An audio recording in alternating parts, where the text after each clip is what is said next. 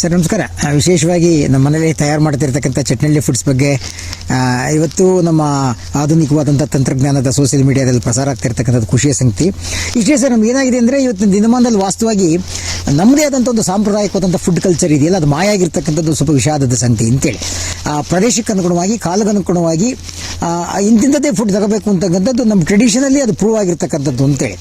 But ವಿಚಿತ್ರ ಅಂದರೆ ಅದು ಏನೇನು ತಪ್ಪು ಅಂತ ಹೇಳಲ್ಲ, ಕಾಲಮಾನಕ್ಕೆ ಅನುಗುಣವಾಗಿ ಹಿಂಗಾಗ್ಬಿಟ್ಟಿದೆ ಅಂದರೆ ಎಲ್ಲ ಇನ್ಸ್ಟಂಟ್ ಅಂತೇಳಿ, ಜಂಕ್ ಫುಡ್ ಅಂತೇಳಿ, ತುಂಬ ಫಾಸ್ಟ್ ಫುಡ್ ಅಂತೇಳಿ.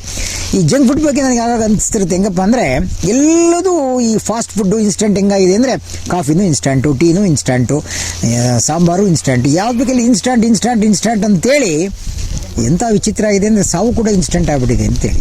ಅಣ್ಣ ಈಗಿದ್ರು ಈಗ ಹೋಗ್ಬಿಟ್ರು ಕಾರಣ, ಈಗಷ್ಟೇ ಇದ್ರು ಕಾರಣ ಅಂತೇಳಿ ಯಾಕೆ ಅದು ಇನ್ಸ್ಟೆಂಟ್ ಆಗಿದೆ ಅಂತ ಯೋಚನೆ ಮಾಡ್ತಿರ್ತಕ್ಕಂಥ ಸಂದರ್ಭದಲ್ಲಿ ನಮ್ಮ ನೈಜವಾದಂಥ, ಸತ್ವಪೂರ್ಣವಾದಂಥ, ಒಂದು ರೀತಿ ಆರೋಗ್ಯಪೂರ್ಣವಾದಂಥ, ಒಂದು ಪ್ರಾದೇಶಿಕವಾದಂಥ, ಹಳ್ಳಿ ಸೊಗಡಿರ್ತಕ್ಕಂಥ, ನೆಲದ ಮಣ್ಣಿನ ವಾಸನೆ ಇರತಕ್ಕಂಥ ಫುಡ್ಡು ಮಾಯ ಆಗಿದೆ ಅಂತಕ್ಕಂಥದ್ದು ನನ್ನ ಅಭಿಪ್ರಾಯ ಸರ್.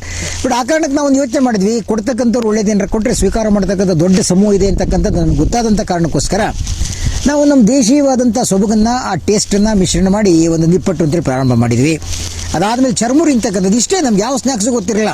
ನಾವೇನಾದರೂ ಈ ಥರ ಚಳಿಗಾಲ ಆಗಿ ಮಳೆಗಾಲದಲ್ಲಿ ಸಂಜೆ 5 ಗಂಟೆಗೆ ಬೇಕು ಅಂದರೆ ನಮ್ಮವ್ವ ಆಗಲಿ ನಮ್ಮ ಅಜ್ಜಿ ಆಗಲಿ ಮಾಡ್ಕೊಡ್ತಿದ್ದು ಇಷ್ಟೇ.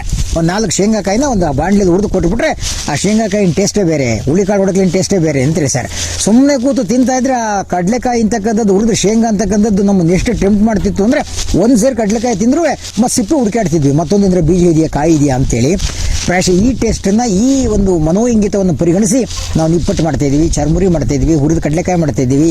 ಬಹುಶಃ ಮಾಲ್ ಅಂತಕ್ಕಂಥದ್ದು ತುಂಬ ಸ್ಪೆಷಲ್ ಸ್ವೀಟು, ತುಂಬ ಹೈ ನ್ಯೂಟ್ರಿಯೆಂಟ್ ಇರ್ತಕ್ಕಂಥ ಅದ್ಭುತವಾದ ಫುಡ್. ನಾನು ಅಮೆರಿಕಕ್ಕೆ ಹೋದಂಥ ಸಂದರ್ಭದಲ್ಲಿ ಬೆಳಗ್ಗೆ ಒಂದು 50 ಗ್ರಾಮ್ ತಿಂದುಬಿಟ್ರೆ ಸಂಜೆ ತನಕ ಬೇಕಿರಲ್ಲ ಅಂತೇಳಿ. ಅದು ಗೋಧಿ ಹಾಕಿ, ಬೆಲ್ಲ ಹಾಕಿ, ಕಡಲೆ ಹಾಕಿ ಮಾಡ್ತಕ್ಕಂಥದ್ದು ಇದೆಯಲ್ಲ ಸರ್, ಅದು ಪೌಡ್ರ್ ಫಾರ್ಮಲ್ಲಿರುತ್ತೆ. ಒಂದು 15-20 ದಿವಸ ಇಡ್ಬೋದು ಸರ್. ಅದನ್ನು ವಿತ್ ಕೋಕೋನಟ್ ಮಿಲ್ಕ್, ನಮ್ಮ ಕಾಯಿ ಹಾಲಿನ ಜೊತೆ ಮಿಕ್ಸ್ ಮಾಡಿ ತಿಂದುಬಿಟ್ರೆ ವಂಡರ್ಫುಲ್ ಟೇಸ್ಟ್ ಸರ್. ಅದನ್ನು ಮಾಡಿದ್ವಿ ಸರ್. ಅದಾದಮೇಲೆ ಕೀಲ್ಸ ಅಂತೇಳಿ ನಿಮಗೆ ಗೊತ್ತಿದೆ, ನಮ್ಮ ಗ್ರಾಮ್ಯ ಭಾಷೆಯಲ್ಲಿ ಅದನ್ನು ರಾಗಿ ಕೀಲ್ಸ ಅಂತ ಕರೆಯೋದು. ಅದು ಆಲ್ಬಾಯ್ ಅಂತಲೂ ಕರೀತಾರೆ ಸರ್. ಸ್ವಲ್ಪ ತುಂಬ ಆಧುನಿಕವಾದಂಥ ಶಬ್ದ. ರಾಗಿ ಕೀಲ್ಸ ಅಂತಕ್ಕಂಥದ್ದು ಇದೆಯಲ್ಲ ಸರ್, ಅದು ಪ್ರೋಸೆಸ್ ಟ್ರೆಮೆಂಡಸ್ ಅಂತೇಳಿ ಸರ್. ನಮ್ಮ ರಾಗಿ ಅದು ದೇಶೀಯ ಬೆಳೆ. ವಾಸ್ತವವಾಗಿ ಶುರುವಾಗಿ 15ನೇ ಶತಮಾನದಲ್ಲಿ ಮಾತನ್ನು ಹೇಳ್ತೇನೆ, ರಾಗಿಯನ್ನು ಉಂಡವನು ನಿರೋಗಿಯಾಗುವನು ಅಂತೇಳಿ. ಈಗಂತ ಟ್ರೆಂಡು ಬಂದುಬಿಟ್ಟಿದೆ ಸರ್. ಆ ರಾಗಿನ ನೆನೆ ಹಾಕಿಬಿಟ್ಟು ಸರ್, ಅದನ್ನು ಒಡರಾಗಿ ಮಾಡಿಬಿಟ್ಟು ಸರ್, ಅದನ್ನು ಮತ್ತೆ ಹಾಲು ಮಾಡಿ ಸರ್, ಆ ರಾಗಿ ಹಾಲಿಗೆ ಬೆಲ್ಲದ ಪಾಕ ಹಾಕಿ ಅದಕ್ಕೆ ಇನ್ನೂ ಬೇಕಾದಂಥ ಒಂದು ಇಂಗ್ರೀಡಿಯೆಂಟ್ ಹಾಕಿ ಮಾಡ್ತಕ್ಕಂಥ ಕೀಲ್ಸ ಅನ್ನೋದಿದೆಯಲ್ಲ ಸರ್, ಅದು ನೋಡಿಬಿಟ್ರೆ ಸಾಕು ಬಾಯಿ ನೀರು ಬರ್ತವೆ ಸರ್. ಬಹುಶಃ ಎಷ್ಟು ತಂಪು, ಅದು ತಿಂದಷ್ಟು ಕೊಡ್ತಕ್ಕಂಥ ಆ ಸೆಳೆತ, ಅದು ಟೆಂಡೆನ್ಸಿ ಹೆಂಗಿರುತ್ತೆ ಅಂದರೆ, ನೀವು ಭಾರಿ ಖುಷಿ ಪಟ್ರಿ ಅಂದರೆ ಇಡೀ ಒಂದು ಟ್ರೇ ತಿಂದ್ಬಿಡ್ಬೋದು ಸರ್, ಅಷ್ಟು ಖುಷಿ ಕೊಡುತ್ತೆ. ಅಷ್ಟೇ ಹೈಜಿನಿಕ್ ಅಂಡ್ ಅಷ್ಟೇ ಹೆಲ್ತಿ ಫುಡ್ ಅಂತೇಳಿ ಸರ್. ಇಂಥವನ್ನ ಪ್ರಮೋಟ್ ಮಾಡೋಣ, ಇಂಥವನ್ನ ಕಸ್ಟಮರ್ಸಿಗೆ ಕೊಡೋಣ ಅಂತಕ್ಕಂಥ ಸದಾಶಯದಿಂದ ನಾನು, ನಮ್ಮ ಶ್ರೀಮತಿಯವರು, ನಮ್ಮ ಮಕ್ಕಳು, ನಮ್ಮ ತಾಯಿ, ನಮ್ಮವ್ವ ಎಲ್ಲ ಯೋಚನೆ ಮಾಡಿ ಇಂಥದ್ದೊಂದು ಯೂನಿಟಿಗೆ ಕೈ ಹಾಕಿದ್ವಿ ಸರ್, ಪ್ರಾರಂಭ ಮಾಡಿದ್ವಿ. ಒಳ್ಳೆ ರೆಸ್ಪಾನ್ಸ್. ಪ್ರಾಯಶಃ ನಾನು ಈ ರೆಸ್ಪಾನ್ಸನ್ನು ಯಾವ ದೃಷ್ಟಿಯಿಂದ ಹೇಳ್ತೀನಿ ಅಂದರೆ, ನಾನೇನು ಇದರಿಂದ ಭಾರಿ ಲಾಭ ಆಗ್ತಾಯಿದೆ ಅಂತ ಕಾರಣಕ್ಕೆ ಕೇಳ್ತಾ ಇರಲಿಲ್ಲ, ಒಂದು ಸಕಾರಾತ್ಮಕವಾದಂಥ ರೆಸ್ಪಾನ್ಸ್. ಎಷ್ಟು ಮಟ್ಟಿಗೆ ರಿಯಾಕ್ಷನ್ ಬರ್ತಾಯಿದೆ ಅಂದರೆ, ಅಣ್ಣ ಭಾರಿ ಚೆನ್ನಾಗಿದೆ, ಇದು ಮಾಡೋಣ, ಇದು ಮಾಡೋಣ, ಇದು ಬೇಕಿತ್ತು ಅಂತ ಹೇಳ್ತಕ್ಕಂಥ ಒಂದು ದೊಡ್ಡ ಒಂದು ರೀತಿ ಈ ಒಂದು ಕನ್ಸ್ಯೂಮರ್ ವರ್ಲ್ಡ್ ಅಂತೀವಿ, ಬಳಕೆದಾರರ ಗುಂಪಿದೆಯಲ್ಲ ಸರ್, ಅದು ನಿರ್ಮಾಣ ಆಗಿದ್ದಿದೆಯಲ್ಲ, ಅದು ಭಾರಿ ಖುಷಿಯಾಗಿದೆ ಸರ್. ಅದಕ್ಕೆ ಪೂರಕವಾಗಿ ನಿಮ್ಮಂಥ ಮೀಡಿಯಾದವ್ರ ಸಹಕಾರವೂ ಇರತಕ್ಕಂಥದ್ದು. ಜೊತೆಗೆ ಆ ಚಟ್ನಳ್ಳಿ ಅಂತಕ್ಕಂಥ ಶಬ್ದಕ್ಕೆ, ಪದಕ್ಕೆ ಒಂದು ವಿಶೇಷವಾದಂಥ ಆಪ್ಯಾಯಮಾನತೆ ಇದೆ. ಹಳ್ಳಿ ಅಂತಕ್ಕಂಥದ್ದನ್ನು ಸೂಚಿಸ್ತಕ್ಕಂಥ ಆ ಚಟ್ನಳ್ಳಿ ನಿಮಗೆ ಗೊತ್ತಿದೆ. ಬಹುಶಃ ಚಟ್ನಿ ಅಂತಕ್ಕಂಥದ್ದಕ್ಕೆ ಅದೊಂದು ಸ್ಪೆಷಲ್. ಅದು ನೀವು ಏನೇ ತಿನ್ನಿ, ಇಡ್ಲಿ ತಿನ್ನಿ, ಚಪಾತಿ ತಿನ್ನಿ, ಮಸಾಲೆ ದೋಸೆ ತಿನ್ನಿ, ಅದು ವಿತ್ ಕಾಂಬಿನೇಷನ್ ಚಟ್ನಿ ಇಲ್ಲ ಅಂತಂದ್ರೆ ಅದ್ರ ಟೇಸ್ಟೇ ಇಲ್ಲ ಅಂತೇಳಿ. ಆ ಚಟ್ನಿನ ಒಂದು ಸ್ಪೆಷಲ್ ಅಂತೇಳಿ, ಅಂಥ ಚಟ್ನಿನ ನೆನಪಿಸ್ತಕ್ಕಂಥ ಚಟ್ನಳ್ಳಿ ಫುಡ್ಸ್ ನಾಮಾಂಕಿತದ ಅಡಿಯಲ್ಲಿ ಇಂಥ ವಿಶೇಷವಾದಂಥ ಫುಡ್ಸ್ ಫಾರ್ಮ್ನ ಪ್ರಾರಂಭ ಮಾಡಿದ್ದೀವಿ.